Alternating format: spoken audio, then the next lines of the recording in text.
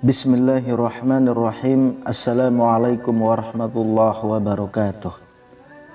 Syukur alhamdulillah kita bisa berjumpa lagi di channel ini. Sholawat dan salam selalu dan tetap tercurahkan kepada junjungan kita Nabi besar Muhammad sallallahu alaihi wasallam. Allahumma sholli ala sayyidina Muhammad wa ala ali sayyidina Muhammad. Harapan dan doa saya semoga saudaraku semuanya selalu diberikan kesehatan, dilapangkan rezekinya, diampuni dosa-dosanya, dan dipanjangkan umurnya. Amin ya rabbal alamin. Sahabat beriman yang dirahmati Allah, memasuki alam kubur merupakan fase pertama setelah seorang mengalami kematian. Sebuah alam baru yang disebut alam barzah, dan dianggap paling menakutkan saat pertama kali kita terbangun atau sadar bahwa kita telah mati. Seseorang yang sudah mati akan merasa tak percaya jika dia sudah meninggalkan alam fana dan serasa bermimpi ketika di alam kubur. Digambarkan jika seseorang yang baru 1 hari meninggal seperti mengalami mimpi jika dia belum mati, tetapi sebenarnya sudah memasuki alam barzah. Disebutkan ketika seseorang yang mengalami kematian dan kemudian memasuki alam kubur, maka pertama yang akan datang adalah malaikat mungkar dan nakir. Kedatangan malaikat mungkar dan nakir di alam kubur ini pun digambarkan dengan cukup menyeramkan bagi mereka yang banyak melakukan maksiat semasa hidup, tetapi akan nampak menawan bagi mereka yang semasa hidupnya taat di jalan Allah. Ketika pertama kali berhadapan dengan manusia di alam kubur, maka ada 6 pertanyaan yang akan diajukan oleh malaikat mungkar dan nakir. Adapun 6 pertanyaan di alam kubur ini menentukan perjalanan selanjutnya. Apakah dia akan di tempat bersama para nabi, ulama, dan umarok di surga, atau justru memasuki neraka dan dihisab terlebih dahulu. 6 pertanyaan itu adalah: Man rabbuka, siapa Tuhanmu? Ma dinuka, apa agamamu? Man nabiyuka, siapa nabimu? Ma kitabuka, apa kitabmu? Aina kiblatuka, di mana kiblatmu? Man ikhwanuka, siapa saudaramu? Benarlah demikian. Kehidupan alam barzah atau alam kubur banyak disebutkan dalam Al-Quran dan hadis, serta siksa-siksanya yang tanpa ampun bagi mereka yang berdosa, tetapi akan mendapatkan kelapangan dan ketenangan bagi umat yang beramal soleh. Dan berikut ini hadis Rasulullah Shallallahu Alaihi Wasallam yang menggambarkan perjalanan manusia setelah melewati fase kematian.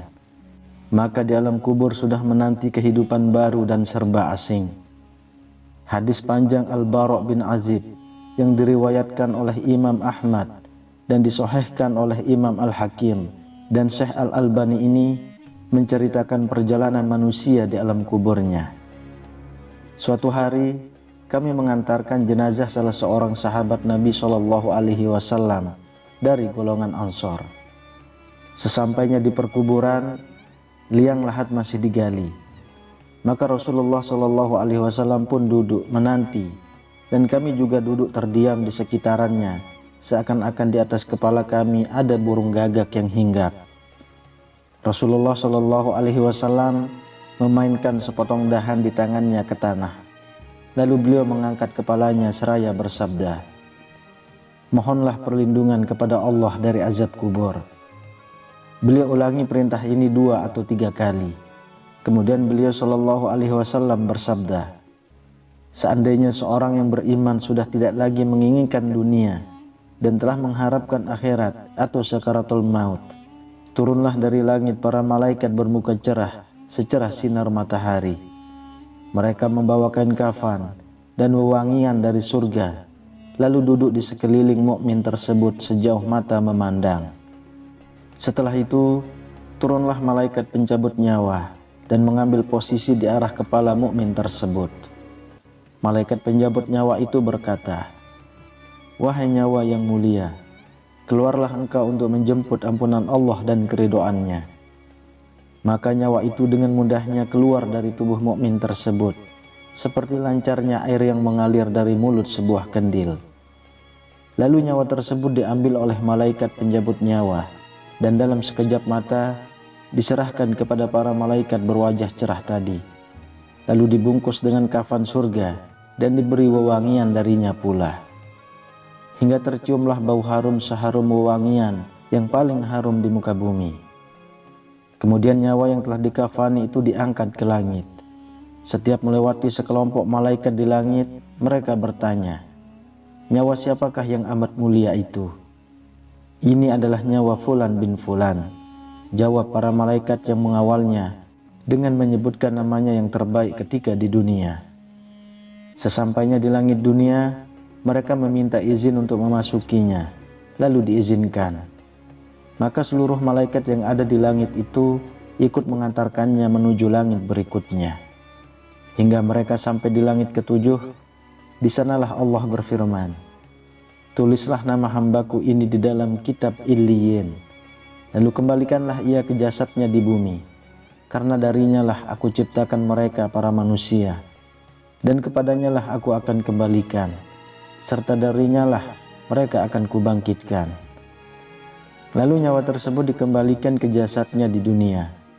Lantas datanglah dua orang malaikat yang memerintahkannya untuk duduk. Mereka berdua bertanya, "Siapakah Robmu?" "Robku adalah Allah," jawabnya. Mereka berdua kembali bertanya, "Apakah agamamu?" "Agamaku Islam," sahutnya. Mereka berdua bertanya lagi, "Siapakah orang yang telah diutus untuk kalian?" "Beliau adalah Rasulullah SAW," jawabnya. "Dari mana engkau tahu?" tanya mereka berdua. "Aku membaca Al-Quran, lalu aku mengimaninya dan mempercayainya."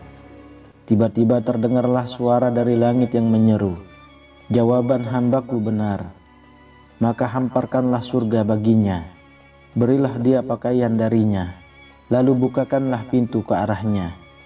Maka menghembuslah angin segar dan harumnya surga memasuki kuburannya, lalu kuburannya diluaskan sepanjang mata memandang." Saat itu datanglah seorang pemuda asing yang amat tampan, memakai pakaian yang sangat indah dan berbau harum sekali, seraya berkata, "Bergembiralah, inilah hari yang telah dijanjikan dulu bagimu." Mukmin tadi bertanya, "Siapakah engkau?" "Wajahmu menandakan kebaikan." "Aku adalah amal solehmu," jawabnya. Si mukmin tadi pun berkata, "Wahai Robku, segerakanlah datangnya hari kiamat, karena aku ingin bertemu dengan keluarga dan hartaku." Adapun orang kafir, di saat dia dalam keadaan tidak mengharapkan akhirat dan masih menginginkan keindahan duniawi, turunlah dari langit malaikat yang bermuka hitam sambil membawa kain mori kasar. Lalu mereka duduk di sekelilingnya. Saat itu turunlah malaikat pencabut nyawa dan duduk di arah kepalanya seraya berkata, "Wahai nyawa yang hina, keluarlah dan jemputlah kemurkaan dan kemarahan Allah."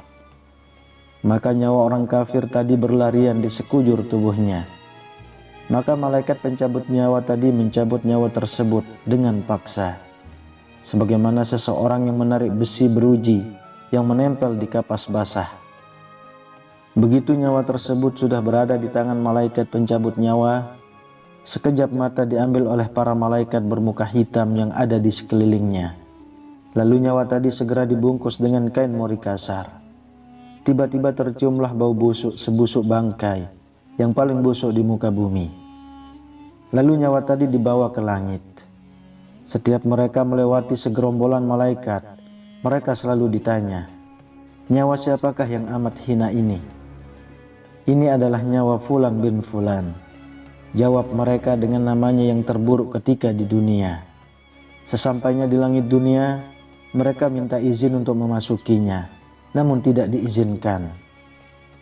Rasulullah SAW membacakan firman Allah Subhanahu wa Ta'ala, Tidak akan dibukakan bagi mereka orang-orang kafir pintu-pintu langit dan mereka tidak akan masuk surga sampai seandainya unta bisa memasuki lubang jarum sekalipun.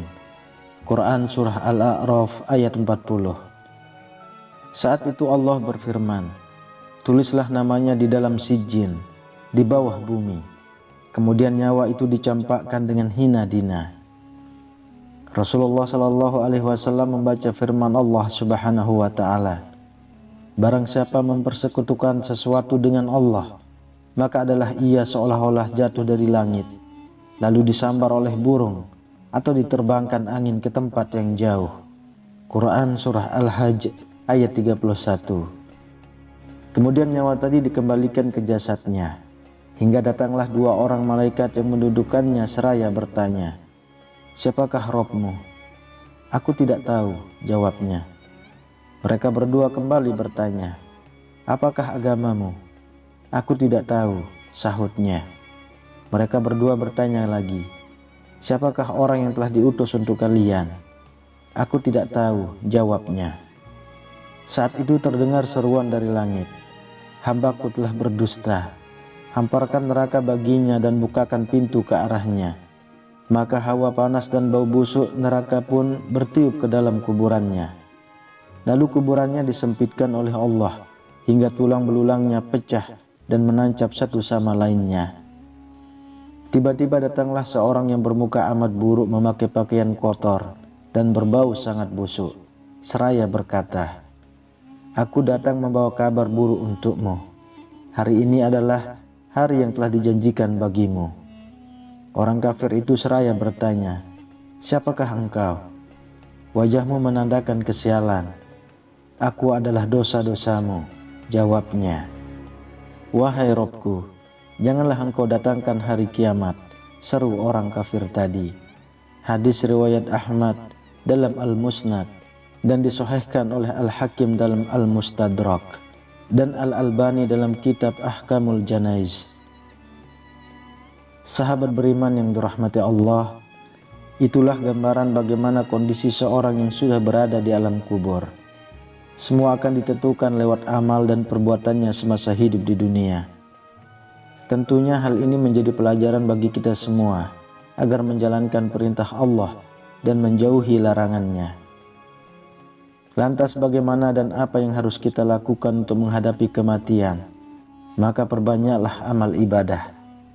Bahkan agar terbebas dari siksa alam kubur dan bisa menjawab 6 pertanyaan itu, selain menjalankan semua perintah dan menjauhi larangan Allah, maka kita harus tetap memanjatkan doa.